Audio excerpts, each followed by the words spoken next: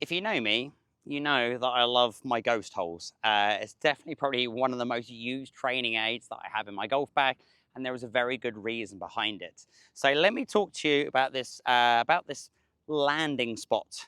Now, when we chip, the landing area, the flight of the golf shot is the only thing that you can control. Once it's hit that green, it's in down to your pre-shot preparation of what you think's going to happen, but you can't ultimately control what it does. You can control the length of the ball flying through the air. And I like, when it comes to putting, where I pace out my putts, I will pace out my chips. And I will discuss later in this series what I would then use going forward with this sort of idea. So if I was practicing my chipping, and I'm obviously working on technique, one thing that I like to do is just to get a feel of distance. How far am I flying this golf ball with certain clubs? All I have done is I have paced out 5 steps, 10 steps, 15 steps, and 20 steps.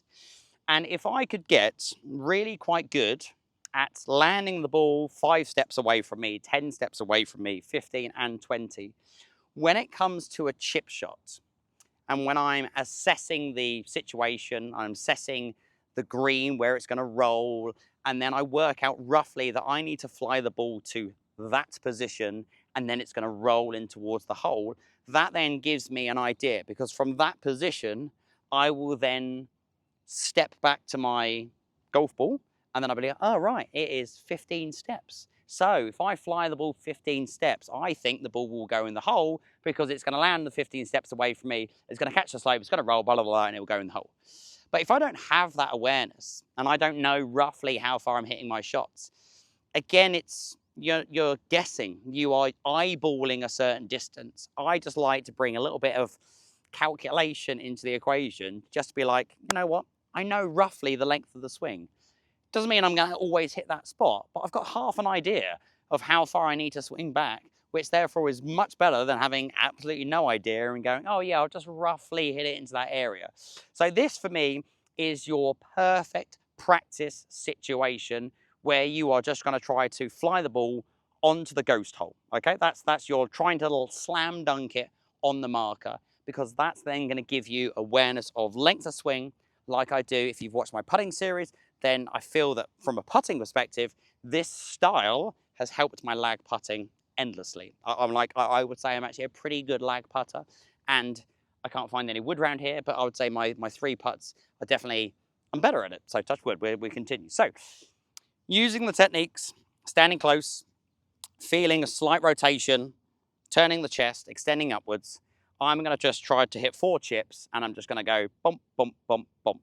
I'll be honest, I've just pressed record. I've not actually practiced, so don't come at me if I don't quite get it on. But we will try and see. So I'm just going to try to slam dunk it on the marker. We'll see if we get any. I'll be amazed if we get any, actually, to be fair. So 5. So that flew like a little bit more, probably another step too far. It wasn't too bad, but that again gives me awareness of length. So now I've got to go a little bit further.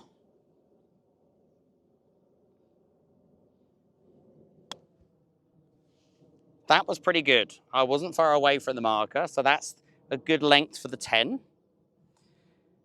Again, you can see I'm making very little damage to the surface. Right, 15.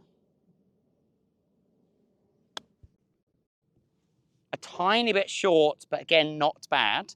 I'd be pretty happy if I flew it and was roughly within like 1 step. But that's the end of the day, it's like 3 foot.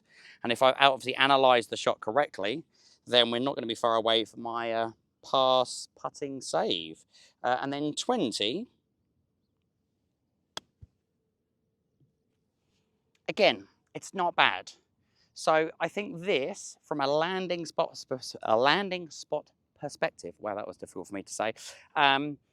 This is the great thing to do, because you're not worrying about target, you're not worried about trying to chip it in, you're just worrying about how far you're carrying this golf ball, because if you get good at knowing roughly how far you're going to fly the golf ball through the length of the backswing, and you've got a consistent strike because you're doing all the good things in terms of turning the chest and raising upwards and keeping on your lead side, then you are going to start to develop consistency. So you can actually see already, if you look at where the balls have finished, there's nearly quite an equal gap between the golf balls. So that's then giving me an idea of actually nearly like how far these greens are actually rolling. So the number 5 is technically on a little bit of a fringe area. It's not quite on the green, so we didn't get the same sort of reaction.